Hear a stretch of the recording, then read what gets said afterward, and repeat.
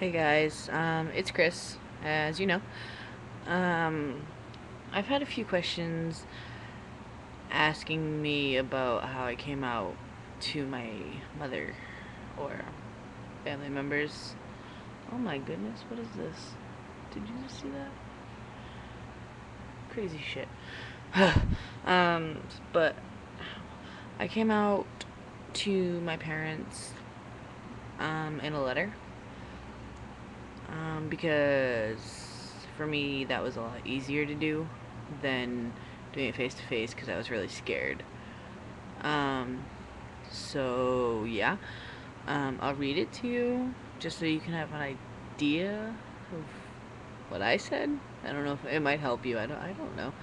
But I said, "Dear Mom, I'm writing this letter to you to help you understand who I am as a human being. There are things about me that I've wanted to tell you and share with you for a very long time. Now, I've told you this once before, and I made many mistakes. I didn't tell you the way I should have, and I didn't provide you with any information or even talk to you about it. This time is going to be different. I'm not afraid anymore. The reason I've wanted to tell you this is because I can no longer live the life I've been living. I owe it to myself, to my future, as well as others around me. I pray that after you read this letter, you will still love me as much as you do now, and I pray that you will not judge who I am as a person. I'm telling you this because not only do I want my mother to be a part of my life, I need my mother to be a part of my life. I want to be able to live openly and honestly to myself, knowing that my mother still loves and respects me just as much as I love and respect her. I'm more than willing to bet you that you already are guessing that what I'm going to tell you, and I'm willing to bet that you are most likely right. Mom, I am transgender. I am not a woman. I'm not a female. I am a man. Mom, I've gone my whole entire life living as something that I most certainly am not. As a young, what I was called girl, everything on the inside of me was right. Perfect, in fact. The only reason everything on the inside was right was because I thought like a boy. Yet everything around me, everything on the outside, was horribly wrong. I was surrounded by pink, Barbies, and dolls. All things that I could not bear to look at, never mind play with. I wanted footballs, play guns, and to play with all the other boys. At first, when I was young, I had no say in what I wore, and like any other girl, I was put in cute little pink dresses and such. I hated every second of it, and it made me cringe. As I got older, I had somewhat of a say in what I played with and what I wanted to, and I never wanted to play with girls, ever. To me, they were yucky and they had cooties. I was always playing football or army with the boys, and that was normal for me. I thought like a little boy. Things continued to stay like that. I didn't take much interest in what girls were doing. I was not really even sure how girls acted or what they played with. I had no interest in it. Now this is a story that you know all too well. Remember that day when I was 5 and I had a soccer game, but I forgot to take my earrings out? I'm sure you do. We tell it all the time.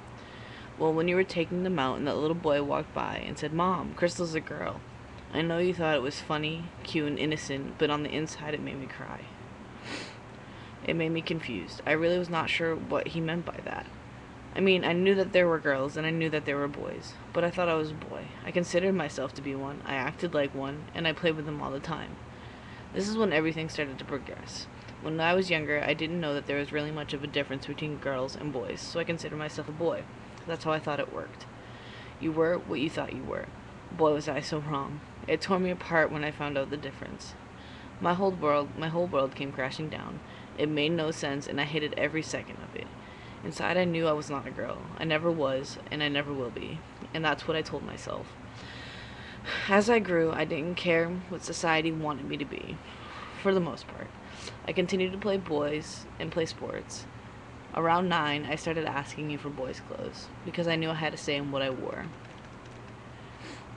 I remember you threw a fit, but eventually you gave in. I could tell you wanted me to be happy. I'm pretty sure you can remember what happened when I was 10. For you, it was a good moment, and for me, it only tore my world down once again, and it only made me hate my body even more. At this point, I had hit puberty. It made me scream on the inside. This was not supposed to be happening to me. At points, it literally made me want to die. It was so horrifying. It didn't make any sense and only confused me even more. If I have the mentality of a boy, why was this happening? I would have given everything and anything to just make it stop. I remember when you told me that it was normal for girls my age for that to happen. I didn't want it to be normal. I didn't want it. I told you that I told you that, and you said there was nothing that you could do about it, and that every woman got it. Well, what you didn't understand is that I'm not supposed to be a woman. From this point on, I'm sure you remember what it was like to live with me. I wore guys' clothes, I acted like a guy, all my friends were guys, and I just wanted to be one of the guys. When I was about 15, I came out as a lesbian. At first, you hated it, you hated the thought of it, and you thought it was just a stage. My liking of girls was not just a stage. It was there, and it wasn't going away. It was so hard for me to even come out to you as a lesbian. I knew that it was going to disappoint you, and that was the last thing that I wanted to do. I try my hardest to never let you down, and I know sometimes I do. So I did not want to let you down yet again. So I hid it from myself and from everyone around me. I just wanted to make you happy. I wanted you to be proud of me. And I still want you to be proud of me. You're my only mother, and no one can replace you. You've been my support, my rock for as long as I can remember. Granted, we have our fights and such, but you've always been there for me when I've needed you the most, and you have been there to pick me up off the ground, and you have been there for me to catch me when I fall. I love you more than anything, and I just want you to be proud of me. Here I sit in front of you, letting you into part of me that I don't fully understand. I cannot really explain to you why I feel this way. The only thing I can do is explain to you how I feel. One simple way for me to put it is, every morning when I wake up, I hate my body. It's like the devil to me. I hate everything about it. It's not supposed to look this way, and I'm not supposed to have a chest. I can also explain to you that regardless of past experiences in my life, like Jeff, it has not affected me towards this decision. I know that you think it has, and I can promise you that I have felt this way for as far back as I can remember. I know that you said that you wanted me to get therapy before I made any big decisions. Well, Mom, I've been in therapy. I just never got the courage to tell you.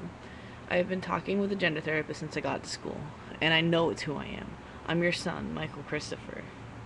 Mom, my journey of life is just beginning, and I want you to be a part of it. I need you to be a part of it. My life is just beginning. You may be worried that I will change, but I'm always going to be your child. Always. I will always love you just the same, and nothing can ever change that. I want to make you proud, Mom. I don't want to disappoint you anymore. I also want to be happy.